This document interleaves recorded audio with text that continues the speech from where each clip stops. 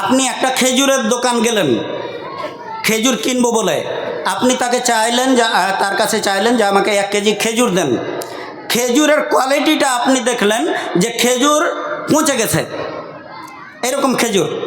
তারপরেও আপনি তাকে জিজ্ঞাসা করলেন যে দাম কত খেজুরের, তখন সে বলল যে 5 টাকা কেজি। কত? 5 টাকা কেজি। যেহেতু পচে গেছে ওই জন্য 5 টাকা কেজি বলছে। তখন আপনি বললেন যে বেশ ঠিক আছে, আমাকে 1 কেজি দিয়ে দেন। তখন ও যখন ওজন করছে, ওজন করার সময় দেখা যাচ্ছে যে 5 টাকা কেজি খেজুর, পচা খেজুর, আবার ওতেই ঝাঁড়ি মারছে। একে তো 5 টাকা খেজুর পচে গেছে ওই জন্য, কিন্তু ওতে আবার ডাঁড়ি মারছে। আল্লাহ সুবহানাহু ওয়া তাআলা বলছেন যে চুগলখড়ি যারা করে, কন্টিনিউ করে, ওই জন্য হোমাজা লোমাজা আর আল্লাযী জামা মালাম ওয়া আদ্দাদা, এটা থেকে আল্লাহ সুবহানাহু ওয়া তাআলা বুঝাতে চেয়েছেন যে বেশি বেশি এরকম করে। একে তো পচা খেজুর, তারপরেও ওপর ডাঁড়ি মারছে। ওটাই বলেছিলাম যে আরবিতে একটা প্রবাদ বাক্য আছে, হাসাফান ওয়াসু আকাইলা, যে একজন লোক এরকম কথা বলেছিল। খেজুরের দোকানে খেজুর কিনতে গেছে, তো পচা খেজুর কিনেছে। হাসাফ মানে পচা খেজুর, রদ্দি খেজুর। তো ওই খেজুর কিনতে গেছে, কিনতে যাওয়ার সময় ওকে জিজ্ঞাসা করছে কয় টাকা কেজি, তো বলে 5 টাকা কেজি।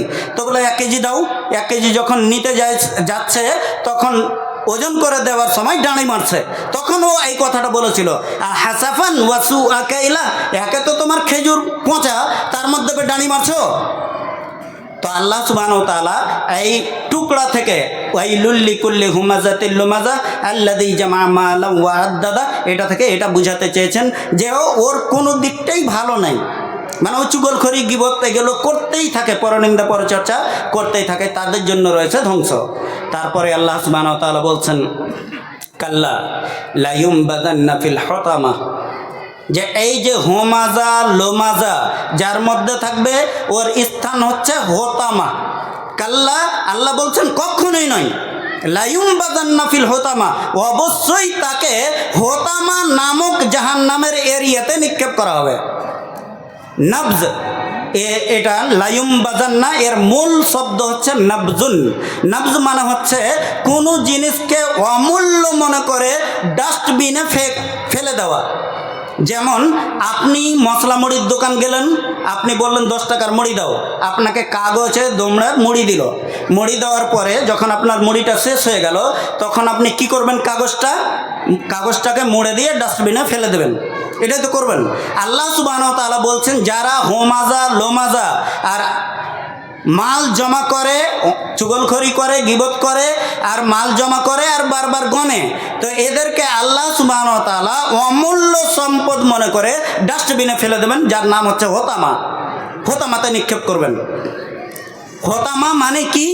হোতামা এই শব্দটির মূল শব্দ হচ্ছে হাতমিম, হোতামুন। এর মানে কি?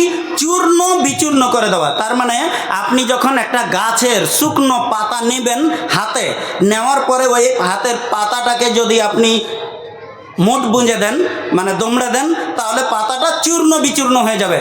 তা আল্লাহ সুবহানাহু ওয়া তাআলা বলছেন যে কখনোই নয়, অবশ্যই অবশ্যই তাদেরকে হোতামা নামক জাহান্নামের এরিয়াতে নিক্ষেপ করা হবে।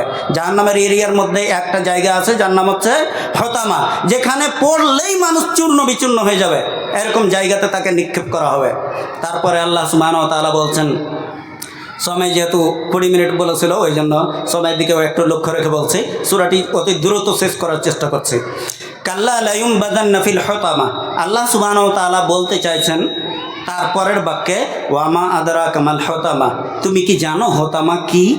তোমাকে হোতামাতে নিক্ষেপ করা হবে। যারা পরনিন্দা পরচর্চা করো আর মাল জমা করে রাখো, বারবার গণনা করো, গাজীনগরের জালসাতে তুমি তিজোরি খুঁড়িও না, গণো আর তিজোরিতে রেখে দাও, এরকম করো। যে জায়গায় ব্যয় করার দরকার সেই জায়গায় তুমি ব্যয় করো না। তুমি শুনে রাখো যে তোমার অবস্থা হবে এরকম, জাহান্নামের মধ্যে হোতামা বলে একটা এরিয়া আছে, ওই এরিয়াতে তোমাকে নিক্ষেপ করা হবে আর তোমার বডিটা চূর্ণ বিচূর্ণ হয়ে যাবে। আল্লাহ বলছেন ওয়ামা আদরাকা মাল হুতামা, তুমি কি জানো হোতামা কি? এটা মুফাসসিরিনে কেরামগণ বলেছেন যে আল্লাহ সুবহানাহু ওয়া তাআলা এই বাক্যটা কেন ব্যবহার করলেন যে তুমি কি জানো হোতামা কি? এটা আল্লাহ সুবহানাহু ওয়া তাআলা হোতামা যে কত ভয়ঙ্কর এটা বুঝানোর জন্য ওয়ামা আদারাকা মাল হতামা রসুলকে বলছেন যে তুমি কি জানো যে হতামা কি। যেমন আমরা পৃথিবীতে কাউকে ভয় দেখানোর জন্য বলে যে তুই চিনিস বে আমাকে, এরকম বলে ও কি দেখাতে চাইছে, তার মানে আমার এমপি এমএলএ মুখিয়া প্রধানমন্ত্রী সবারই সাথে হাত আছে, তুই আমাকে চিনিস, এটা কখন বলে? একটা মানুষকে ভয় দেখানোর জন্য। আল্লাহ সুবহানাহু ওয়া তাআলা বলছেন ওয়ামা আদরাকা মাল হতামা, তুমি কি জানো হতামা কি? নারুল্লাহিল মুকাদা। আল্লাহ সুবহানাহু ওয়া তাআলা বলছেন যে নারুল্লাহ এটা হচ্ছে আল্লাহর আগুন, আল মুকাদা যাকে আল্লাহ সুবহানাহু ওয়া তাআলা নিজে জ্বালিয়েছেন, এরকম আগুন। আল্লাহ সুবহানাহু ওয়া তাআলা পবিত্র কোরআনের 30 পারার মধ্যে কোনো জায়গাতে আগুনের জাহান্নামের আগুনকে নিজের দিকে ইঙ্গিত করে বলেননি যে নারুল্লাহ আল্লাহর আগুন।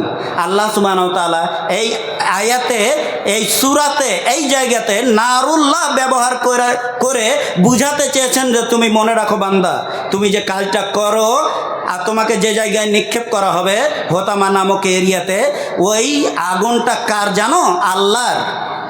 কোনো জায়গায় কিন্তু আল্লাহ, জাহান্নামের অন্যান্য আগুনের জায়গা কিন্তু আল্লাহরই তৈরি করা, কিন্তু আল্লাহ সুবহানাহু ওয়া তাআলা এই জায়গাতে বলছেন নারুল্লাহ। বাকি কোনো আগুনের কথা নারুল্লাহ আল্লাহ বলেননি যে আল্লাহর আগুন, কিন্তু এখানে আল্লাহ সুবহানাহু ওয়া তাআলা ওই হোতামা নামক এরিয়াটা কত জঘন্য বা কত খাতারনাক, কত ভয়ঙ্কর, এটা আল্লাহ সুবহানাহু ওয়া তাআলা বোঝানোর জন্য নারুল্লাহ বলছেন যে আল্লাহর আগুন, যেটা আল্লাহ সুবহানাহু ওয়া তাআলা জ্বালিয়েছেন, মৌকাদা যাকে আল্লাহ সুবহানাহু ওয়া তাআলা জ্বালিয়েছেন।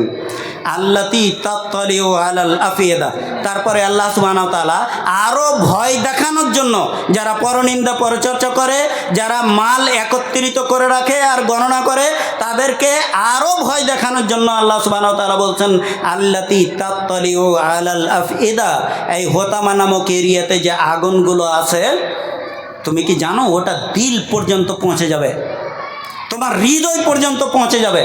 আপনি ভাববেন এরকম যে এমন কি আশ্চর্য জিনিস সাথে বলা হয়েছে, আপনার শরীরে যদি পেট্রোল ছিটিয়ে দেওয়া হয়, তারপরে যদি আপনার শরীরে আগুন লাগিয়ে দেওয়া হয়, তো আপনি মারা যাবেন আপনার হৃদয় পর্যন্ত আগুন পৌঁছানোর আগেই। আপনার হৃদয় পর্যন্ত আগুন পৌঁছানোর আগেই, আপনার অন্তর পর্যন্ত আগুন পৌঁছানোর আগেই আপনি মারা যাবেন। কিন্তু জাহান্নামের হোতামা নামক এরিয়ার আগুন এরকম যে আপনার অন্তর পর্যন্ত পৌঁছে যাবে। আল্লাহ সুবহানাহু ওয়া তাআলা আপনাকে বুঝাতে চাইছেন যে তোমার হৃদয় পর্যন্ত এই হোতামা নামক এরিয়ার আগুন তোমার হৃদয় পর্যন্ত পৌঁছে যাবে। আর সবচাইতে ভয়ানক জিনিস হচ্ছে হৃদয় পর্যন্ত পৌঁছে যাওয়ার পরেও তুমি মৃত্যুবরণ করবে না। এটা কত যন্ত্রণার আপনি ভাবতে পারেন? পৃথিবীতে মানুষ মারা যায় আগুনে জ্বলে, যদি পুড়ে যায় তাহলে সে মারা যায় তার হৃদয় পুড়ার আগেই। কিন্তু জাহান্নামে হোতামা নামক যে এরিয়াতে আগুন আছে, ওই আগুনটা হৃদয় পর্যন্ত পৌঁছে যাবে কিন্তু মানুষ মরবে না। এটা আশ্চর্য নয়? আল্লাহ সুবহানাহু ওয়া তাআলা যারা পরনিন্দা পরচর্চা করে, মানুষের গীবত করে আর মাল একত্রিত করে রাখে, তাদের কথা এভাবে বলছেন যে তুমি সাবধান হয়ে যাও, তোমার হৃদয় পর্যন্ত আগুন পৌঁছে যাবে কিন্তু তুমি মৃত্যুবরণ করবে না। এবার এটা খুবই কষ্টদায়ক।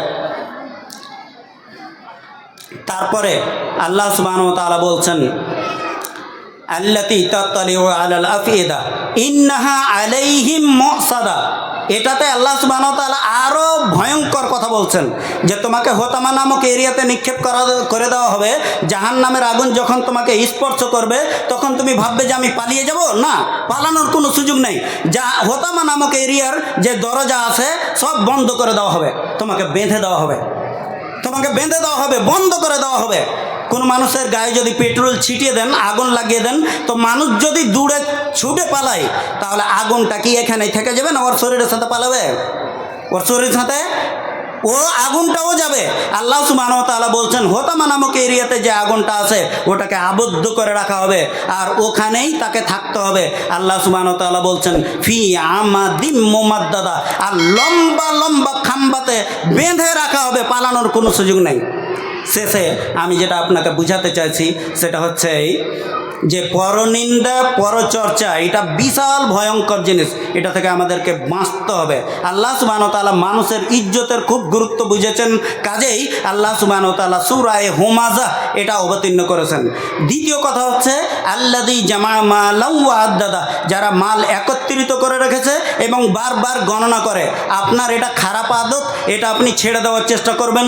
আজকে ফাইজুল উলুম মাদ্রাসায় কালেকশনের জন্য এই জালসার আয়োজন করা হয়েছে, কাজে আপনি আপনার মাল গণনা করবেন, তিজোরিতে ভরে রাখবেন। এই কাজটা না করে মাদ্রাসায় সহযোগিতা করবেন, যার দ্বারাই দ্বীনের আপনি সহযোগিতা করবেন, খিদমত করবেন। শেষে আল্লাহ সুবহানাহু ওয়া তাআলার কাছে দোয়া করি, আল্লাহ গো তুমি আমাদেরকে গীবত চুগলখড়ি এবং মালকে গণনা করে তিজোরিতে ভরে রাখা থেকে বেঁচে থাকার তৌফিক দান করিও। আমিন। আকুলু কওলি হাযা আস্তাগফিরুল্লাহ লি ওয়া লাকুম। ওয়া আসসালামু আলাইকুম ওয়া রাহমাতুল্লাহ।